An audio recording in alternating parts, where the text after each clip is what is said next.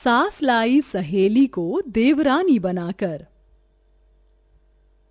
अब तुरंत जाकर ये खुशखबरी अर्पिता को सुनाती हूँ। ये है साक्षी, जो मिठाई का डिब्बा लिए उस छोटे से घर के अंदर आती है, जहां घर में साक्षी की बचपन की सहेली अर्पिता अपने गरीब माता पिता साधना और अजीत के साथ बैठी थी। अरे साक्षी, तू डफर कहीं की, अब जल्दी से अपना मुंह खोल, मुझे तेरा मुंह मीठा करवाना है। अब बताएगी भी कि किस खुशी में मिठाई खिला रही है। हाँ साक्षी बिटिया, क्या खुशखबरी है?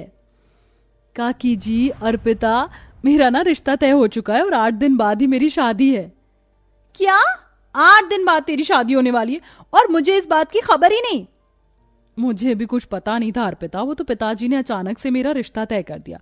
वो छोड़, तू कल से मेरे घर आ जाना, हमें शादी की बहुत सी तैयारियां करनी है। साक्षी, एक समस्या है, जब तेरी शादी है ना उसी समय मुझे शहर की एक कंपनी में इंटरव्यू देने जाना है और इस नौकरी के लिए मैंने बहुत मेहनत की है। क्या तू मेरी शादी में नहीं रहेगी? अरे नहीं नहीं अर्पिता, तू ये इंटरव्यू कैंसिल कर दे।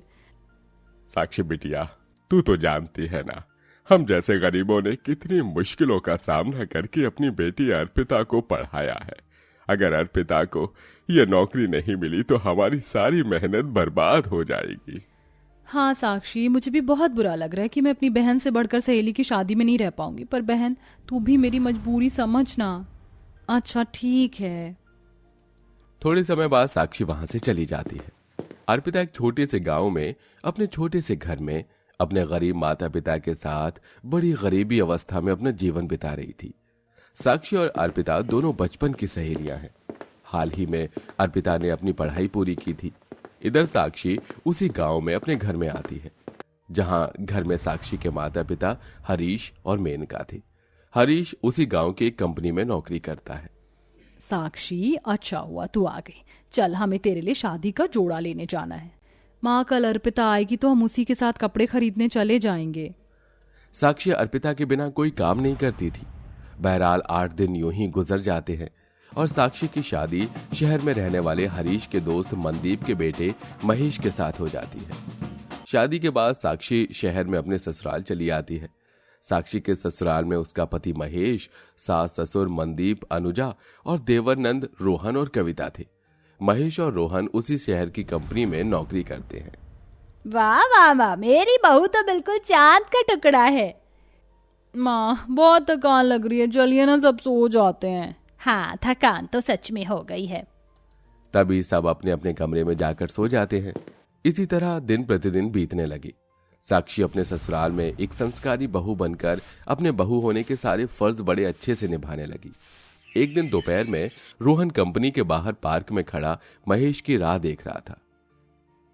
ये महेश भाई अब तक आए क्यों नहीं? तभी रोहन के पास साक्षी की सहेली अर्पिता आती है। अर्पिता उसी शहर की उसी कंपनी में नौकरी करती है। हाय, आप रोहन जी हो ना? हाँ, आप मुझे कैसे जानते हो? मैंने आपके ऑफिस के बाहर आपका नाम देखा था। मेरा नाम अर्पिता है, मैंने कुछ दिन पहले इस कंपनी में नौकरी ज्वाइन की है। अच्छा, ये तो बड़ी अच्छी बात है। तभी अर्पिता रोज की तरह कंपनी के पार्क में बैठकर टिफिन खाने लगती है। रोहन जी, आप खाना नहीं खा रहे हो? मैं अपने भाई का इंतजार कर रहा हूँ, उनके पास ही हमारा टिफिन है, पता नहीं कहाँ रह गए वो। शायद आपके भाई साहब किसी काम में अटके होंगे। आइए आप मेरे साथ मेरे टिफिन से खा लीजिए। अरे नहीं नहीं, आप क्यों तकलीफ ले रहे हो? इसमें तकलीफ कैसी रोहन जी, खाइए ना। तभी अर्पिता के बार बार कहने पर रोहन अर्पिता के साथ बैठकर उसके टिफिन से खाना खाने लगता है। महेश अब तक बाहर नहीं आया था। तभी रोहन अर्पिता दोनों खाना खाते खाते एक दूसरे को अपने बारे में सारी बात बताते हैं। क्या कहा? साक्षी आपकी भाभी हैं? अरे साक्षी तो मेरी बचपन की सहेली है। इसका मतलब साक्षी की शादी आपके भाई महेश जी से हुई है? ये तो कमाल हो गया। भाभी तुम्हें देखकर बहुत खुश हो जाएंगी अर्पिता। शाम का समय, अर्पिता शहर में ही एक किराए के मकान में रहती है। तभी रोहन अर्पिता को अपने घर लेकर आता है और अर्पिता साक्षी को सारी बात बताती है। क्या अर्पिता, तू रोहन भाई और इनके साथ ही कंपनी में काम करती है और मुझे पता ही नहीं था? तभी साक्षी अर्पिता को अपने ससुराल वालों से मिलवाती है और सबकी खूब खातिरदारी करती है। रात का समय। अच्छा साक्षी, अब मैं चलती हूँ, समय मिला तो फिर कभी आऊंगी तुझसे मिलने। अर्पिता जी, अब तो आपका आना जाना इस घर में लगा ही रहेगा। चलिए मैं आपको छोड़ देता हूँ। तभी अर्पिता रोहन के साथ अपने रूम पर चली जाती है। इसी तरह कई दिनों तक चलता रहा। अब अर्पिता रोहन के साथ रोज रोज काफी समय बिताने लगी और रोज साक्षी से मिलने उसके ससुराल जाने लगी। अब इन सबसे एक दिन रोहन अर्पिता दोनों को एक दूसरे से प्यार हो जाता है। एक शाम अर्पिता और रोहन के कमरे में बैठे थे, तभी महेश रोहन के कमरे में आता है। रोहन, मैं जरा तेरे वॉशरूम होकर आता हूं। वो क्या है ना, मेरे वॉशरूम में पानी नहीं आ रहा है। हाँ हाँ भैया जाइए ना। रोहन जी, आप कब अपने प्यार के बारे में अपने परिवार वालों को बताएंगे? 1-2 दिन में बता दूंगा मैं अपने परिवार वालों को अपने प्यार के बारे में। अच्छा तुम यहीं बैठो, मैं 2 मिनट में आया। रोहन कमरे से बाहर चला जाता है। थोड़े समय बाद महेश बाथरूम से बाहर आता है। अरे अर्पिता जी, आप अकेले क्यों बैठे हो? चलिए हम बाहर सबके साथ बैठते हैं। तभी अर्पिता महेश बातें करते करते एक साथ रोहन के कमरे से बाहर निकलते हैं। तभी साक्षी उन्हें देख लेती है। महेश जी, अर्पिता के साथ रोहन भाई के कमरे में क्या कर रहे थे? रोहन भाई तो यहाँ है, फिर अर्पिता और महेश जी दोनों कमरे में अकेले क्या कर रहे थे?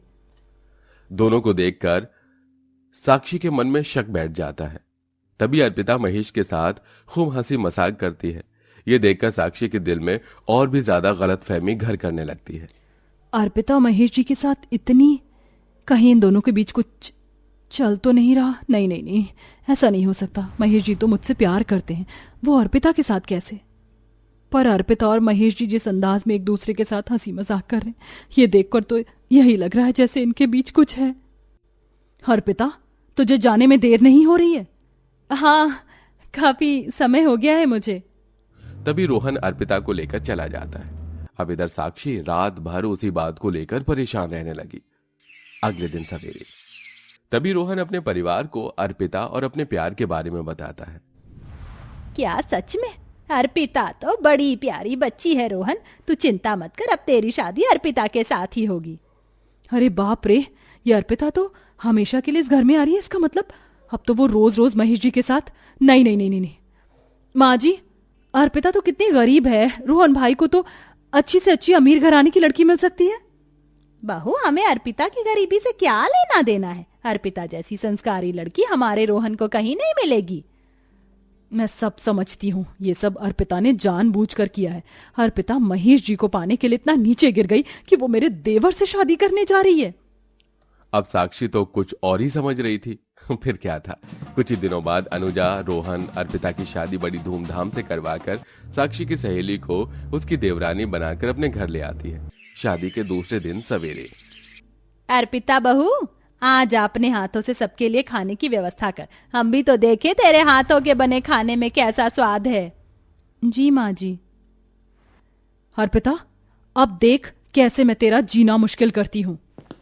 थोड़े समय बाद साक्षी अपने कमरे से बाहर आती है और रसोई में जाती है, तो अंदर रसोई में अर्पिता महेश को पानी दे रही थी। ये देखकर साक्षी के मन में और शक बैठ जाता है। ये सब क्या है महेश जी? मैं आपकी पत्नी हूँ, फिर भी आप मेरी सहेली अर्पिता से इश्क लड़ा रहे हो। ये सुनकर अर्पिता और महेश के होश उड़ जाते हैं। अरे तुम्हारा दिमाग तो ठिकाने पर है ना साक्षी, सोच समझ के बात करो। साक्षी, ये कैसी पागलों जैसी बातें कर रही हो तुम? मेरे सामने ये नाटक मत कर, समझी तू? तू क्या समझती है कि मैं तेरी चाल समझती नहीं हूँ? मेरे पति पर डोरे डाल रही है तू? तुझे शर्म नहीं आती? मेरे ही घर में मेरे पति के साथ तू इश्क लड़ा रही है। मेरे पति से तेरी शादी नहीं हो पाई तो तूने मेरे देवर से शादी का नाटक करके इस घर में प्रवेश किया ताकि तू मेरे पति के साथ इश्क लड़ा सके। पर मैं तेरी ये चाल कभी कामयाब नहीं होने दूंगी। चल निकल यहाँ से। तभी साक्षी अर्पिता को धक्के मारकर घर से बाहर निकालने लगती है। साक्षी बहू, ये क्या कर रही है? साक्षी, छोड़ो अर्पिता को। साक्षी, छोड़ो मुझे। तभी रोहन वहां आता है तो साक्षी रोहन को सारी बात बताती है। भाभी, महेश भाई और अर्पिता के बीच कुछ नहीं है। अर्पिता और मैं एक दूसरे से प्यार करते हैं और हम दोनों ने अपनी मर्जी से शादी की है। क्या? इसका मतलब वो मेरी गलतफहमी थी। अरे अर्पिता, मुझे माफ कर दे, वो मुझे गलतफहमी हो चुकी थी। तभी अर्पिता साक्षी को माफ कर देती है। उसके बाद साक्षी के मन से हमेशा के लिए शक खत्म हो जाता है और वो अपनी सहेली अर्पिता के साथ अपने ससुराल में खुशी खुशी अपना जीवन बिताने लगती है।